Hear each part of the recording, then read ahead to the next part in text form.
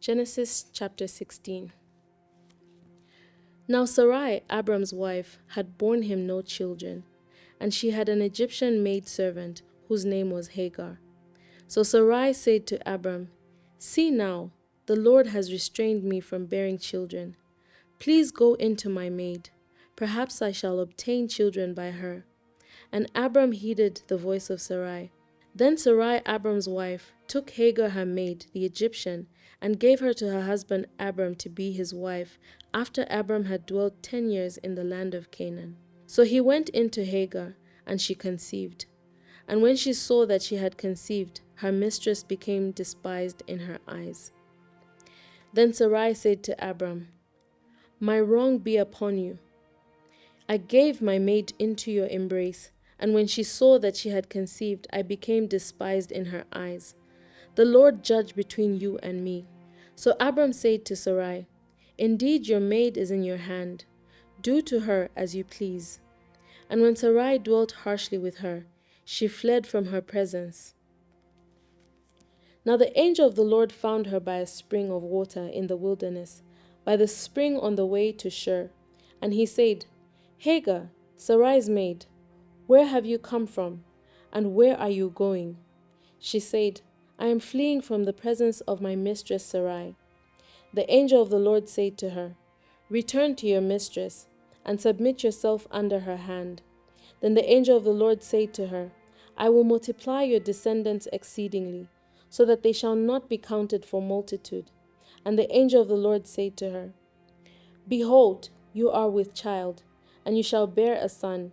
You shall call his name Ishmael, because the Lord has heard your affliction. He shall be a wild man. His hand shall be against every man, and every man's hand against him, and he shall dwell in the presence of all his brethren." Then she called the name of the Lord who spoke to her, "You are the God who sees." For she said, "Have I also here seen him who sees me?" Therefore the well was called Bir Lahai Roi. Observe, it is between Kadesh and Bered. So Hagar bore Abram a son, and Abram named his son, whom Hagar bore, Ishmael. Abram was 86 years old when Hagar bore Ishmael to Abram. Chapter 17. When Abram was 99 years old, the Lord appeared to Abram and said to him, "I am Almighty God. Walk before me and be blameless, and I will make my covenant between me and you, and will multiply you exceedingly." Then Abram fell on his face, and God talked with him, saying, "As for me, behold, my covenant is with you, and you shall be a father of many nations. No longer shall your name be called Abram, but your name shall be Abraham. For I have made you a father of many nations. I will make you exceedingly fruitful, and I will make nations of you, and kings shall come from you. And I will establish my covenant between me and you and your descendants after you in their generations, for an everlasting covenant, to be God to you and your descendants after you. Also I give to you and your descendants after you the land in which you are a stranger, all the land of Canaan, as an everlasting possession, and I will be their God." And God said to Abraham, "As for you, you shall keep my covenant, you and your descendants after you throughout their generations. This is my covenant which you shall keep between me and you and your descendants after you. Every male child among you shall be circumcised, and you shall be circumcised in the flesh of your foreskins, and it shall be a sign of the covenant between me and you. He who is 8 days old among you shall be circumcised, every male child in your generations. He who is born in your house or bought with money from any foreigner who is not your descendant. He who is born in your house and he who is bought with your money must be circumcised. And my covenant shall be in your flesh for an everlasting covenant. And the uncircumcised male child, who is not circumcised in the flesh of his foreskin, that person shall be cut off from his people. He has broken my covenant." Then God said to Abraham, "As for Sarai your wife, you shall not call her name Sarai, but Sarah shall be her name. and I will bless her and also give you a son by her. Then I will bless her, and she shall be a mother of nations. Kings of peoples shall be from her. Then Abraham fell on his face and laughed, and said in his heart, Shall a child be born to a man who is 100 years old? And shall Sarah, who is 90 years old, bear a child? And Abraham said to God, Oh, that Ishmael might live before you.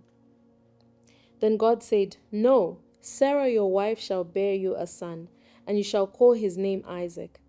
I will establish my covenant with him for an everlasting covenant, and with his descendants after him.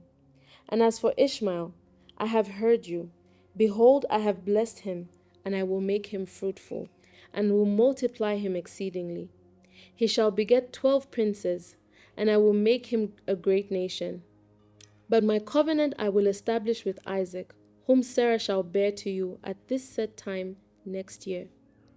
Then he finished talking with him, and God went up from Abraham.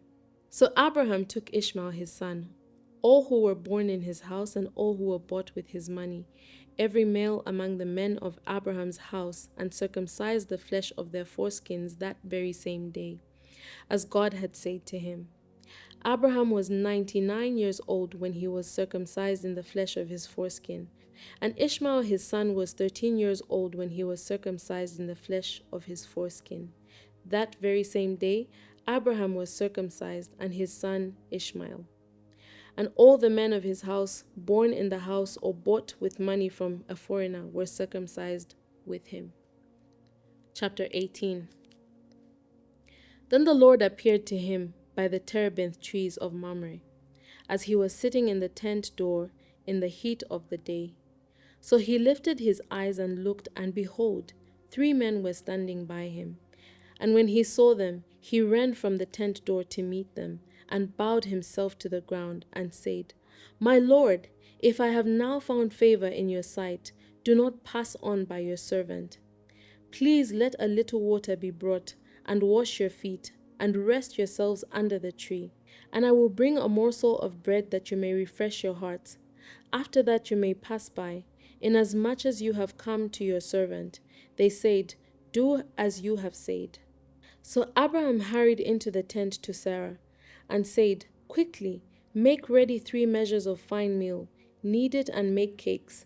And Abraham ran to the herd, took a tender and good calf, gave it to a young man, and hastened to prepare it.